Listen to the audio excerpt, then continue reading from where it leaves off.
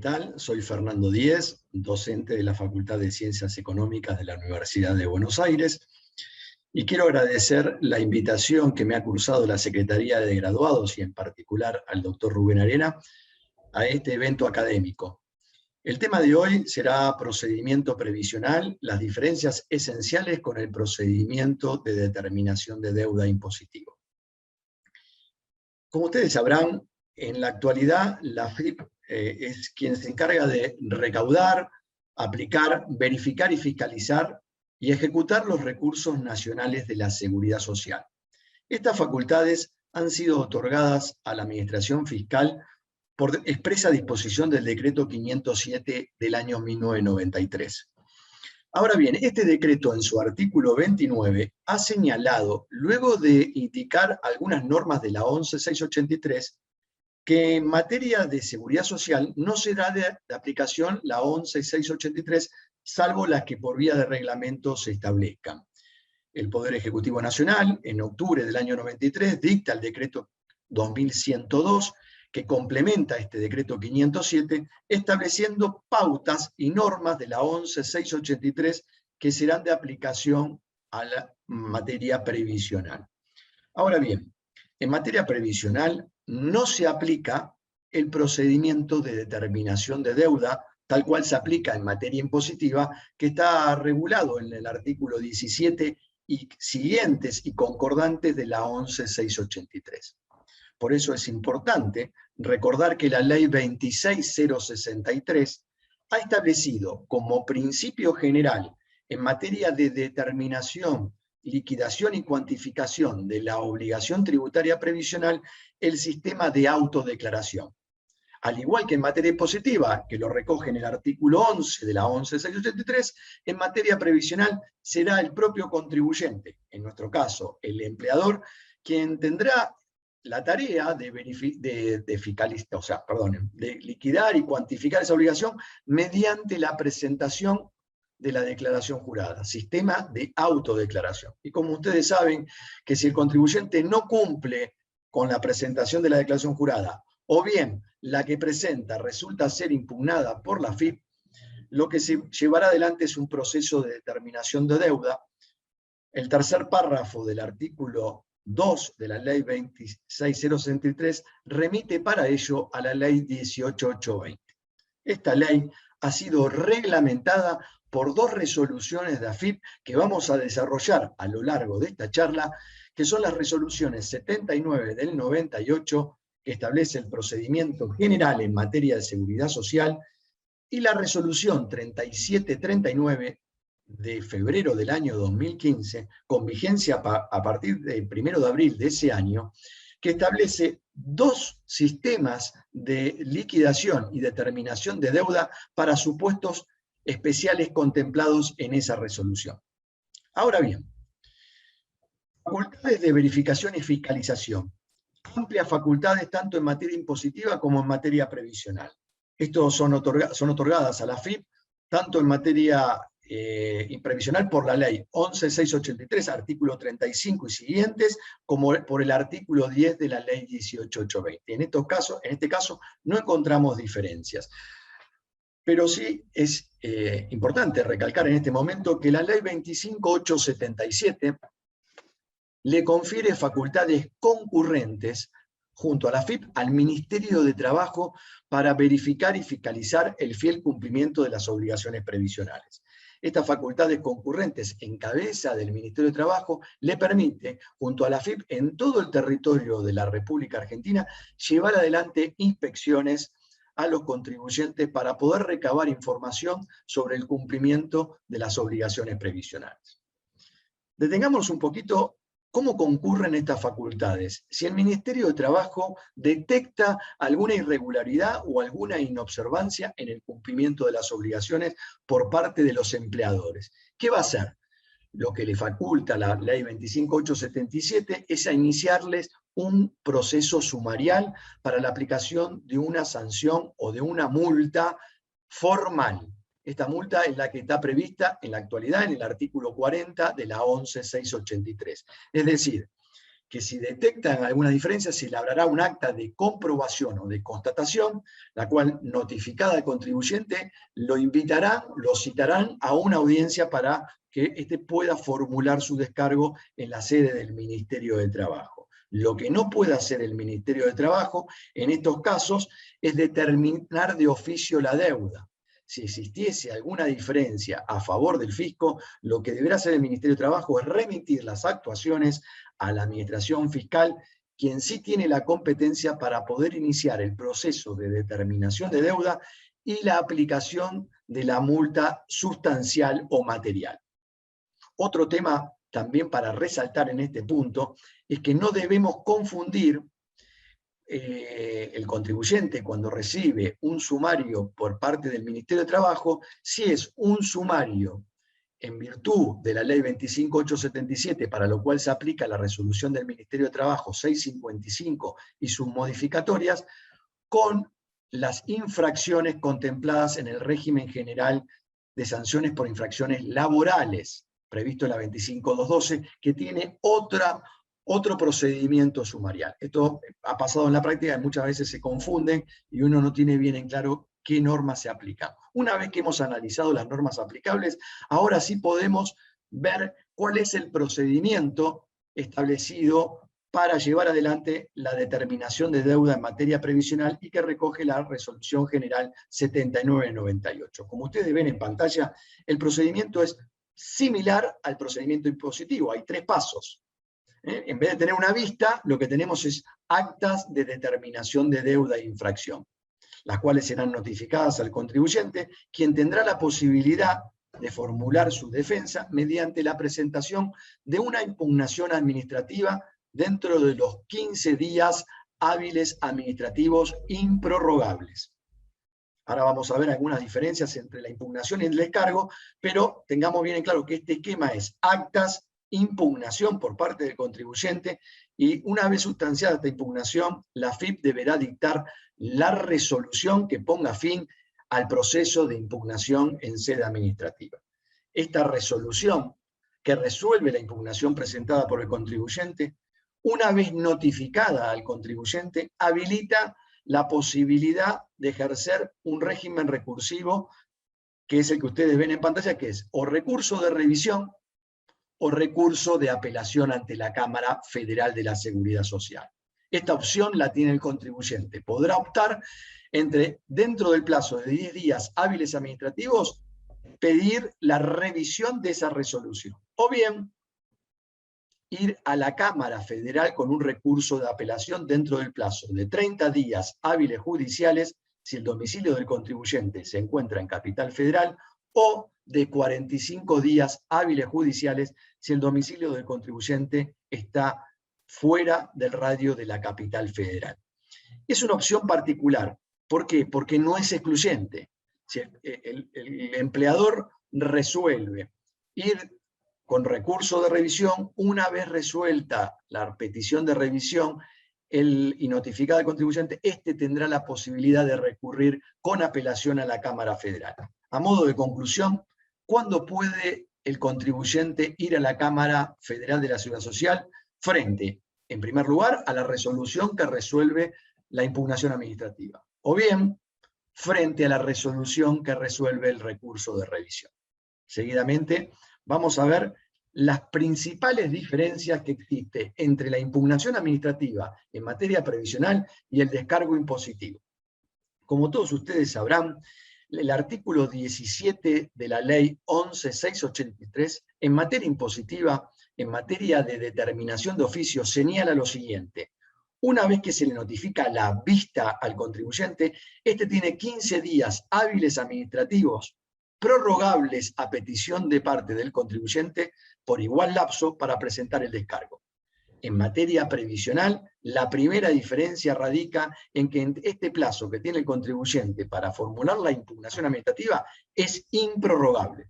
Entonces, hay que tener mucho cuidado, porque aquellos asesores o profesionales que no tienen muy en claro esta diferencia, es muy común que en virtud de que el artículo 17 autoriza pedir la prórroga, estén solicitando una prórroga. En materia previsional, no procede esta prórroga, en consecuencia, si uno la pide, no se la van a conceder y vencido el plazo, fenece la posibilidad de presentar la impugnación. Esta diferencia es fundamental respecto a la última consecuencia que ustedes tienen en pantalla, que es consecuencias de la no presentación de la impugnación. ¿Qué pasa si el contribuyente no presenta la impugnación en materia previsional dentro del plazo establecido por la ley? Queda firme y ejecutoriada la deuda en los términos del artículo 12 de la 18820, pudiendo la FIP librar boleta de deuda e iniciar el proceso de ejecución fiscal. Fíjense que esta es una diferencia muy notoria con el procedimiento de determinación de deuda en materia impositiva. ¿Por qué? Porque si el contribuyente, que tenía 15 días para presentar el descargo, prorrogable por otros 15 días, no formula descargo, la administración fiscal se encuentra obligada a dictar el acto determinativo de oficio y sancionatorio. No existe otra posibilidad, es decir, la FIP debe dictar ese acto determinativo y una vez dictado y notificado al contribuyente, éste tiene la posibilidad de recurrir mediante los remedios procesales establecidos en el artículo 76 de la ley 11.683. Recuerden que es recurso de reconsideración, inciso A, o recurso de apelación ante el Tribunal Fiscal. En cambio, como están viendo, en materia previsional, el plazo es improrrogable y la falta de presentación de impugnación en término genera la consecuencia que da lugar al libramiento de la boleta de deuda para proseguir con la ejecución fiscal.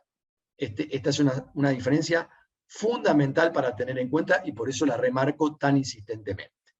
Ahora bien, otras dos cuestiones que hacen a este momento de la impugnación.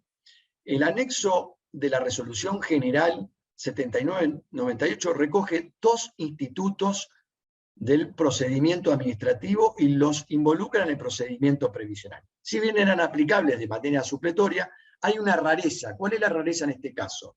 Tanto de la denuncia de ilegitimidad como el pedido de vista que suspende el plazo son para los supuestos que exista un recurso. Recordemos que, ¿cuál es la denuncia de legitimidad? Cuando el contribuyente o administrado interpone un recurso administrativo de manera extemporánea. En este caso no estamos frente a un recurso, estamos frente a una impugnación administrativa. Entonces, ¿qué hace la FIP? Dentro de la resolución le da una suerte a esta impugnación administrativa como los efectos de un recurso, porque si considera que la impugnación presentada fuera del plazo establecido por la ley, que son los 15 días hábiles administrativos improrrogables, deba tratarse como denuncia de ilegitimidad. Entonces, esta es una alternativa porque a veces sucede que el contribuyente se le vence el plazo para interponer la impugnación, entonces dice, bueno, ¿qué podemos hacer? Sabe que el plazo vencido y fenecido ya no le da la posibilidad de recurrirlo a una instancia posterior. Entonces, podría presentar una impugnación en forma extemporánea para que la administración fiscal deba, y se encuentra obligada, a tratarla como denuncia de legitimidad, y también en este caso recordar que la resolución que resuelve la denuncia de legitimidad no puede ser impugnable ante la justicia. También hay una familia de fallos que señala esta imposibilidad de recurrir la resolución que resuelve el tratamiento de la denuncia de legitimidad. Y otro tema interesante es qué pasa si un contribuyente necesita plazo para poder recabar la información o documentación o la prueba que intente valerse. Sabemos que el plazo es improrrogable. Ahora, la propia resolución me da una solución con el pedido de vista. Este pedido de vista, que es el instituto que recoge el decreto reglamentario 1759 del año 72, que es el decreto reglamentario de la ley 19.549, Ley de Procedimiento Administrativo Nacional. En sus artículos 38 y 76 tiene contemplado el pedido de vista como el acceso al expediente, el acceso a las actuaciones administrativas por parte del administrado.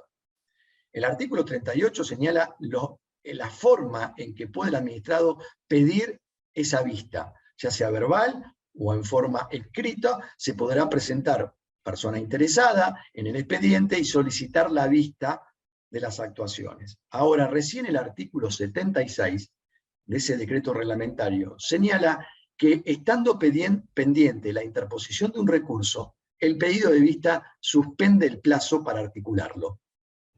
Si bien yo considero que la impugnación administrativa no es un recurso, sino bien es un descargo, la propia resolución habilita esta posibilidad y le da un tratamiento de recurso. Fíjense que también lo trata como denuncia de legitimidad.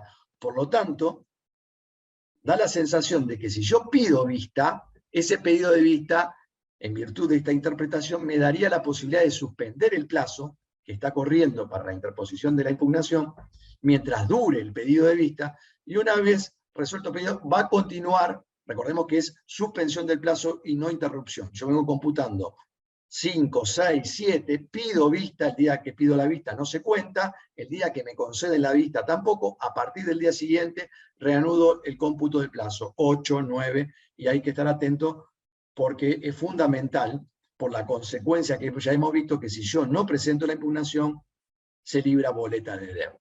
Otras diferencias esenciales entre el procedimiento impositivo y el procedimiento previsional es desde el punto de vista práctico con la prevista o preacta. Esto se da mucho en la práctica y lo he visto, por eso me gusta comentárselos, es la siguiente. Ustedes saben que cuando culmina una inspección, ya sea impositiva o previsional, pueden pasar dos cosas. Que los funcionarios actuantes detecten alguna diferencia a favor del fisco o que no exista diferencia. De no existir diferencia, se cerrará la inspección, las actuaciones, por falta de interés fiscal.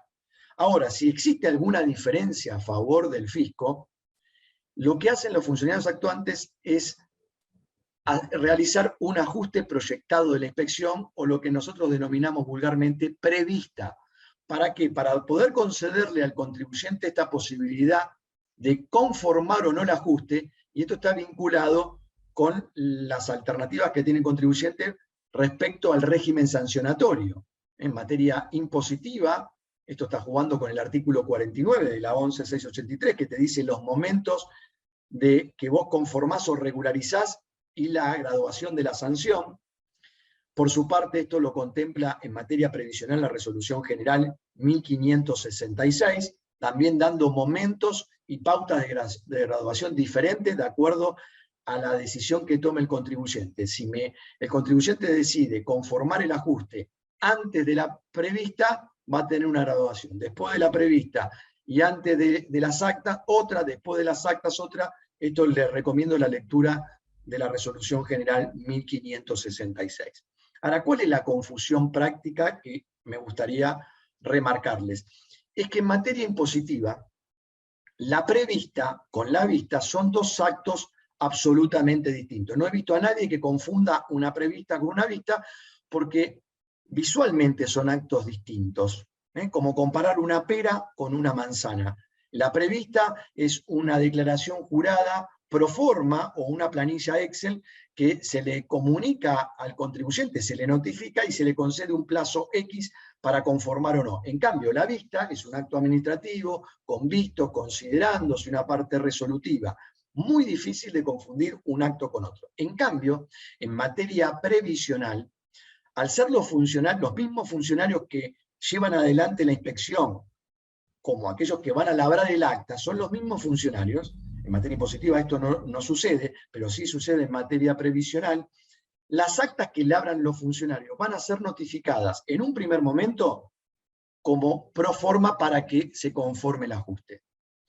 Y esas mismas actas, en caso que el contribuyente no conforme el ajuste, van a ser nuevamente notificadas como actas de determinación de deuda, y ahí se le suma la de infracción.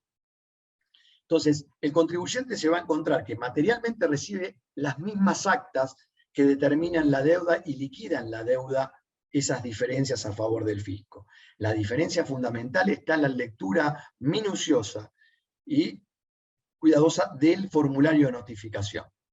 Les puedo asegurar que muchas veces en la práctica me llaman y me dicen, Fernando, mirá, me notificaron estas actas. Bueno, pero ¿qué son? ¿Las preactas o las actas de determinación de deuda? Y ya me la notificaron 2 veces, no sé lo que es. Entonces, le aconsejo, en este caso, tener muchísimo cuidado, prestar atención y obviamente leer el formulario de notificación, que nos va a permitir saber en qué etapa o estadio procesal se encuentra el contribuyente. No es una cuestión menor, porque si el contribuyente, como ya hemos visto recientemente, no presenta la impugnación en tiempo y forma, no tiene posibilidad de discutir o de continuar con la discusión, ya que la AFIP podrá librar boleta de deuda e iniciar la ejecución fiscal.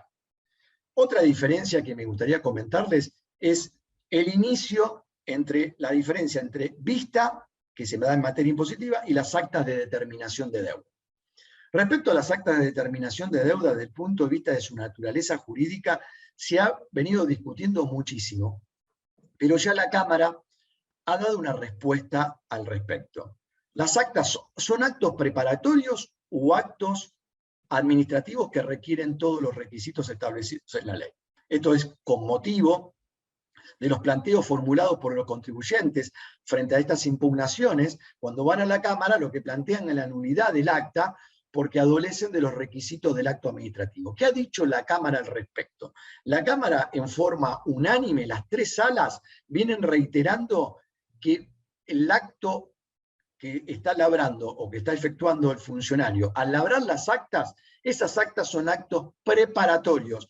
Por lo tanto, no se le pueden exigir los requisitos establecidos en la 19.549 para los actos administrativos. Fíjense, las actas de inspección e infracción no son más que una constatación que hace la administración de la situación del contribuyente y no configuran un acto administrativo en sentido estricto.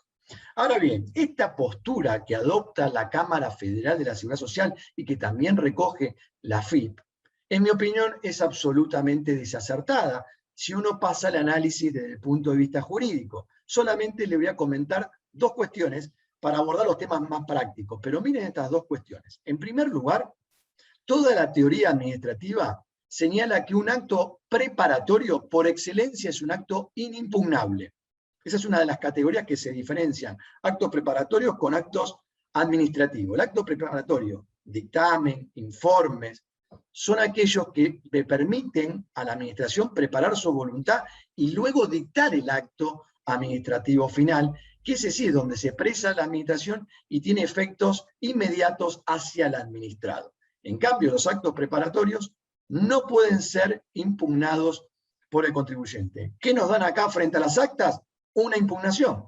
Es decir, que esto reniega con la postura de toda la doctrina administrativa.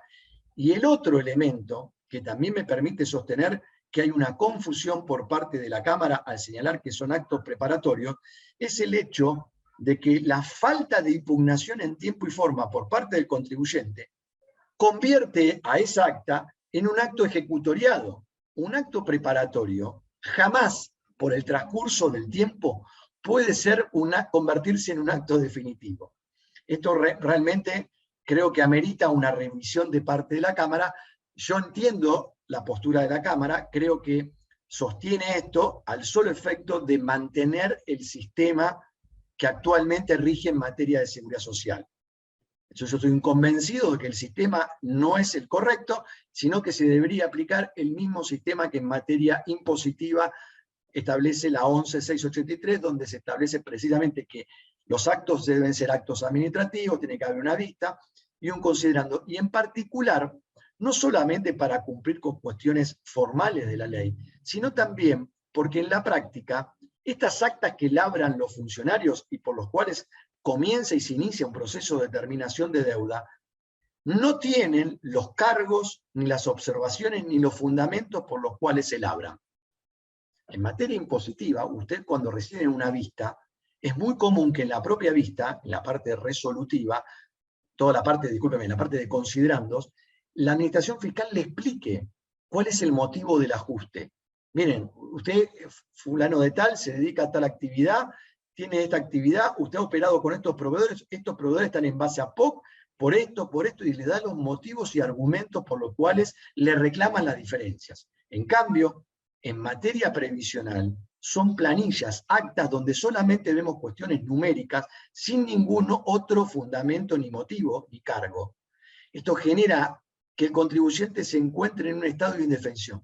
No sepa a ciencia cierta cuáles son los motivos por los cuales se reclama.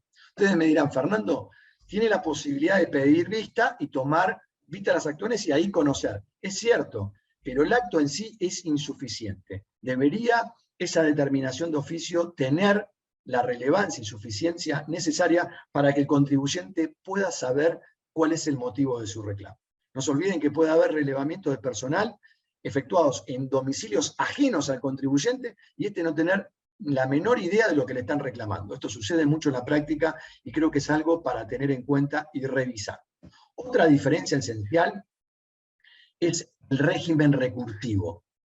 Ya algo comenté que es una opción no excluyente, pero mucha gente al aplicar las normas de la 11.683 ahí genera confusión. Entonces, analicemos el régimen recursivo, los puntos más salientes.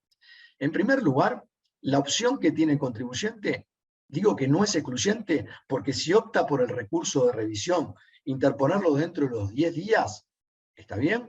Ese contribuyente, una vez resuelto el recurso de revisión, puede utilizar la otra vía, que es la apelación a la Cámara Federal de la Seguridad Social. Esta apelación, recuerden, presentarla ante la AFIP. No se presenta ni en la Justicia Federal, ni tampoco ante la Cámara. Debe presentarse bajo pena de rechazo por defecto legal ante la AFIP. Vuelvo a recordar, la presentación de la apelación ante la Cámara Federal se realiza en la sede de la Administración Fiscal. Ambos recursos, tanto el recurso de revisión como el recurso de apelación ante la Cámara, tienen efecto suspensivo. Obviamente que no suspenden el devengamiento de los intereses resarcitorios, lo que no podrá en ninguno de los dos casos la AFIP es librar boleta de deuda e iniciar la ejecución. Es decir, suspende la ejecutoriedad de esas actas en la medida que la revisión y la apelación hayan sido presentadas en tiempo y forma. Alguno me dirá, pero Fernando, ¿cómo el recurso de apelación ante la Cámara Federal tiene efecto suspensivo si funciona el solve repet? Son dos cuestiones distintas. Yo puedo no depositar, no ingresar la suma y plantear una excepción, y ese recurso igualmente tener efecto suspensivo. Hasta que la Cámara no resuelva si se ha cumplido o no con el solve repet, el recurso tiene efecto suspensivo. Algo que hay que remarcar y resaltar acá, no es competente en materia de seguridad social, en cuanto a la materia, el Tribunal Fiscal de la Nación. Muchísimas veces me comentan, mirá, vamos a apelar esta decisión que me están reclamando aportes y contribuciones al Tribunal Fiscal. No, no es competente. Las vías recursivas son las que expresamente tiene prevista la resolución 7998 o la resolución 3739. No hay otra vía recursiva que las que están establecidas en estas resoluciones.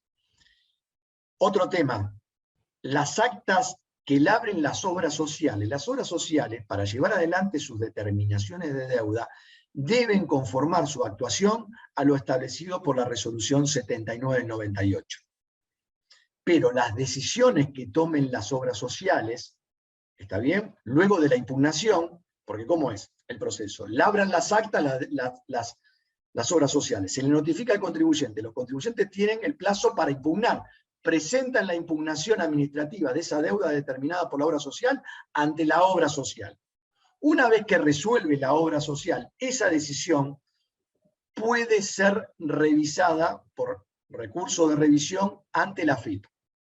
Pero es fundamental la decisión que tome la AFIP para poder ir a la Cámara Federal de la Seguridad Social. A ver si lo puedo explicar de otra manera para que quede bien claro. Solamente se podrá acceder a la Cámara Federal de la Seguridad Social frente a una decisión que resuelva el recurso de revisión de AFIP. Las resoluciones de la obra social no abren la instancia de la Cámara Federal. Solamente decisiones de la AFIP en recursos de revisión. Por lo tanto, si un contribuyente quiere continuar ante la Cámara Federal de la Seguridad Social una discusión con la obra social, debe sí o sí articular el recurso de revisión frente a la AFIP. Una vez que se resuelva ese recurso de revisión, recién ahí puede instar la apelación ante la Cámara Federal de la Seguridad Social. Aplicación del solve repet. Lamentablemente, para poder acceder a la revisión del acto administrativo de la AFIP, que me aplique que me confirme cuál es el acto administrativo, la resolución que resuelve la impugnación, o bien que resuelve el recurso de revisión, para poder obtener su revisión judicial, es requisito de admisibilidad el depósito previo. Esto es un requisito que si bien ha sido muy cuestionado porque estaría violando el derecho de defensa en juicio, ya la Corte, en distintos pronunciamientos, ya un leading case, microómnibus Barranca Bermejo, se ha pronunciado sobre la constitucionalidad del Instituto del Solve Repet en materia de seguridad social. Les voy a contar dos novedades para tener en claro, que son cuestiones que se están debatiendo mucho en la actualidad. Una cuestión es que el depósito comprende tanto el capital como los intereses como la multa. La multa, escucharon bien, la multa también forma parte de la base que hay que depositar para poder integrar. Es decir, que a mí me aplican una multa, solamente una multa, previo a discutir tengo que depositar para poder acceder a la Cámara Federal de la Seguridad Social. ¿Por qué digo algo novedoso que se está dando mucho? He visto muchos fallos de la Cámara Federal de la Seguridad Social que rechazan, por falta de depósito previo, de multas que han sido aplicadas por el Ministerio de Trabajo en los términos del artículo 40 o antes 40.1 en exceso del monto máximo legal. Hay más de 40 fallos que yo he tenido la oportunidad de leer que exceden el monto previsto en el artículo 40.1, que era de 30.000 pesos, multas como por ejemplo 1.357.000 pesos, obviamente que queda por arriba de lo que ha establecido el legislador como monto máximo. La Cámara ha señalado que si el contribuyente no deposita, se lo rechaza. Esto es un tema para alertar y para revisar. La Cámara, en mi opinión, debería tratar este tema como una excepción, que ustedes la van a ver ahí. La tercera excepción es cuando a través de dictado de un acto revele de un modo inmediato e inequívoco un propósito persecutorio o exista desviación de poder. En este caso hay desviación de poder. ¿Por qué? Porque se está aplicando una sanción de manera ilegítima y arbitraria, en exceso del monto máximo establecido por la ley. Tengan cuidado con esto porque es algo que se está reiterando muchísimo en la actualidad. Y otro tema interesante para tener y alertarlos es que la póliza de seguro de caución. Ustedes saben que si bien existe esta obligación de tener que depositar la suma que me están reclamando para poder acceder a la justicia como requisito hábil de procedencia de la apelación, hay excepciones. La propia Cámara ha establecido excepciones que ustedes ven en pantalla, que están enumeradas y que la mayoría conoce, que son la desproporcionada magnitud, la imposibilidad económica financiera, o la que recién les comenté, cuando existe un efecto persecutorio del acto administrativo. Siempre la carga de esta prueba recae en el apelante, en el propio contribuyente, que deberá demostrar en forma acreditada y solvente de que no puede cumplir con este requisito, y recién ahí la Cámara le habilitará como excepción. Ahora, siempre, hace muchísimos años, que se viene planteando si la póliza de seguro de caución es o no un sucedáneo válido al depósito. Entonces tenemos por un lado las excepciones, por otro lado la posibilidad de ofrecer un sucedáneo válido que es la póliza de seguro de caución. ¿Qué ha dicho la Corte al respecto? Fallo del año 2008, Orígenes AFJP, la Corte ha considerado válido como sucedáneo válido la póliza de seguro de caución. La cuestión parecería ser terminada porque la Corte se pronunció de manera categórica. No obstante ello, hubo distintos pronunciamientos a lo largo de estos años, muchos que decían que sí, de la propia Cámara decía, sí, hago lugar a la póliza de seguro de caución, muchos, muchísimos de ellos, pero hay algunos que señalan que si el contribuyente no ha probado o alegado la imposibilidad o extrema dificultad, no hacen lugar a la póliza de seguro de caución como sucedáneo válido.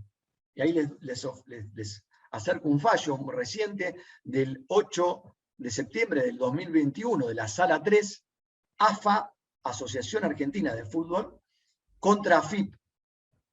En este caso se rechazó por 2-0, porque hubo un juez que no votó, estaba vacante, por enfermedad, licencia por enfermedad, votaron los otros dos jueces y declararon, mediante una sentencia interlocutoria, el rechazo del recurso de 28 millones de pesos por considerar que la póliza de seguro de caución no es suficiente porque la AFA no acreditó ni alegó la imposibilidad de pago.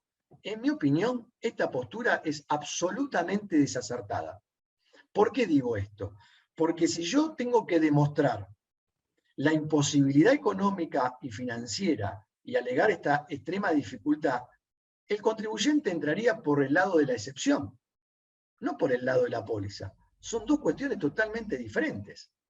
De hecho, si alguien está en la propia realidad de nuestro país, obtener una póliza del seguro de caución es imposible si yo no tengo extrema dificultad para afrontarla, porque hay como una tautología, ninguna empresa me va a dar una póliza de seguro de caución si yo estoy en extrema dificultad de poder afrontarla. Acá hay una confusión, una interpretación desacertada, en mi opinión, de estos funcionarios judiciales, que llevan al extremo de que el contribuyente tiene que acompañar póliza de seguro de caución y además alega la imposibilidad. Esto no se da de la mano. Si el contribuyente demuestra y acredita la imposibilidad y la dificultad, entra por excepción. Debería entrar por excepción. Y no por la póliza. Esta es la postura que considero más hábil y que, les comento, la Corte también adoptó el año pasado en un fallo Anselmi. Fallo Anselmi, les recomiendo su lectura, 17 de diciembre del 2020, donde la Cámara, la Sala 2, rechazó la póliza de seguro de caución, un juez por considerar que faltaban requisitos formales, y el otro por este motivo, porque no había aprobado la imposibilidad. ¿Qué dijo la Corte al respecto? Esta sentencia es arbitraria. Nosotros no hemos manifestado esto, la póliza de seguro de caución es un sucedáneo válido. A tener cuidado con esto, porque si un contribuyente viene y nos consulta, por ejemplo, me dice, la FIP me está reclamando diferencias en el pago de las contribuciones por mala aplicación del 814. Ustedes saben que en materia del 814 hay infinidad de reclamos por la FIP, donde ya la Cámara se pronunció a favor del contribuyente, en casi todos ellos. Viene hoy, me reclama el 814, si yo le digo al contribuyente, usted puede conseguir una póliza de seguro de caución para no tener que depositar como un sucedáneo válido, le tengo que aclarar que la Cámara está teniendo una postura bastante poco uniforme. En algunos fallos dice que sí, en otros fallos dice que no es sucedáneo válido. Por último, veamos dos cuestiones que, si bien no tienen que ver con el procedimiento de determinación de oficio, sí son interesantes para recordar y tener en cuenta como diferencias con materia impositiva. Prescripción. En materia de prescripción, se aplica el artículo 16 de la 14.236. Es decir, que el plazo de prescripción en materia previsional es de 10 años, a diferencia de lo que acontece en materia impositiva, que es de 5 para aquellos contribuyentes que se encuentren inscritos y recién es de 10 para aquellos que no están inscritos. Pero lo fundamental, más allá del plazo de 10, tengan presente que no rige en materia previsional la 11.683. Entonces, todo lo que atiende a materia de cómputo, forma de plazo, de cómo se computa, causales de interrupción y suspensión, debe regirse por el Código Civil y Comercial de la Nación. No funciona en seguridad social esto de a partir del 1 de enero del año siguiente al del vencimiento de la declaración jurada. Esto no rige en materia previsional. Lo que rige en materia previsional, el plazo empieza a computarse estos 10 años desde el devengamiento de la obligación. Fecha de vencimiento de la obligación. Si el contribuyente no abonó o no declaró, a partir de ese momento empiezan los 10 años para que transcurra la prescripción. Y por último, respecto a la repetición, no se encuentra activado en materia de seguridad social el artículo 81. Por lo tanto, en caso de que tener que pagar, o sea, pagar en forma incausada o haber hecho un pago en exceso o en error, se aplican las normas del Código Civil y Comercial de la Nación. Debo iniciar una acción de repetición, pero no podemos dejar pasar que tienen que tener en cuenta lo establecido por la Resolución General 3093 de la FIP, que establece la necesidad de un reclamo administrativo previo. Y la Cámara así lo ha convalidado. Yo creo que en este caso es acertada la postura de la Cámara y de la propia FIP, porque si un contribuyente, dentro de un sistema de autodeclaración, presenta una declaración jurada y abona e ingresa un aporte o una contribución a la seguridad social en forma desmedida o sin causa, y pretende luego repetir, ir directamente a la justicia me parece que no tendría sentido. ¿Por qué? Porque debería primero alertar a la administración fiscal, darle la explicación mediante un reclamo administrativo previo, y quizá la administración lo convalide y le permita la devolución del saldo o la compensación del saldo y no tenga que ir a la justicia. Ahora bien, una vez resuelto el reclamo de administrativo previo, ante el rechazo, ahí sí funcionaría la acción de repetición en los términos del Código Civil y Comercial ante la justicia en lo federal de la Seguridad Social en Capital Federal o la justicia federal en el interior del país. Por último, les dejo un esquema. Esto es un esquema de los procedimientos que hemos analizado y que hemos esbozado hoy. Procedimiento general de determinación de deuda, previsto para la Resolución General 7998, y los dos procedimientos que recoge la 3739. Les cuento que la 3739 se aplica para dos supuestos. Para cuando exista una sentencia laboral firme y ejecutoriada, o bien cuando exista la utilización indebida de regímenes de reducción de aportes o contribuciones. En estos dos supuestos existe la posibilidad de encuadrar dentro de las pautas de la 3739. Y la diferencia entre un proceso de liquidación o un proceso especial de determinación está dado que cuando la sentencia laboral firme y ejecutoriada contenga todos los datos, hecho y base imponible, que le permita a la administración fiscal directamente liquidar la deuda, llevará adelante este proceso, enumerado como punto 2, de liquidación de aportes y contribuciones más aplicación de multas. Notificado este proceso de liquidación, el contribuyente tendrá 15 días hábiles administrativos para articular el recurso de apelación ante el director general, artículo 74 del decreto reglamentario de la ley 11.683. Solamente esa vía recursiva que tiene efecto devolutivo. En cambio, si de la sentencia laboral notificada a la AFIP no surgen los datos, la totalidad de los datos, no tendrá otra alternativa a la AFIP que guiarlo o encauzarlo dentro del anexo de la resolución 3739 que establece este procedimiento especial de determinación de deuda, que a diferencia del procedimiento general, el contribuyente solo podrá ofrecer prueba documental. Es la única que se admite en este procedimiento. Y no funciona, o sea, no rige el recurso de revisión.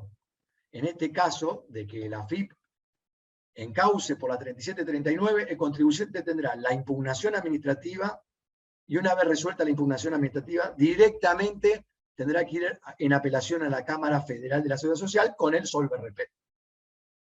Procedimientos sumariales, recuerden que la ley 11.683 establece dos procedimientos. Tenemos el procedimiento de la 38 para la aplicación de las multas del 3839, el procedimiento general, y para cuando quiera aplicar o se da la conducta típica del artículo 40, hay un procedimiento específico en el artículo 41 con su correspondiente régimen recursivo en el artículo 77. Apelación administrativa, 5 días hábiles administrativos, y apelación judicial, también de 5 días hábiles judiciales en este caso. Bueno, les agradezco muchísimo, es un tema muy interesante para que tengan en cuenta. Nuevamente, muchas gracias a la Secretaría de Graduados y espero haberles sido de utilidad. Buenas tardes.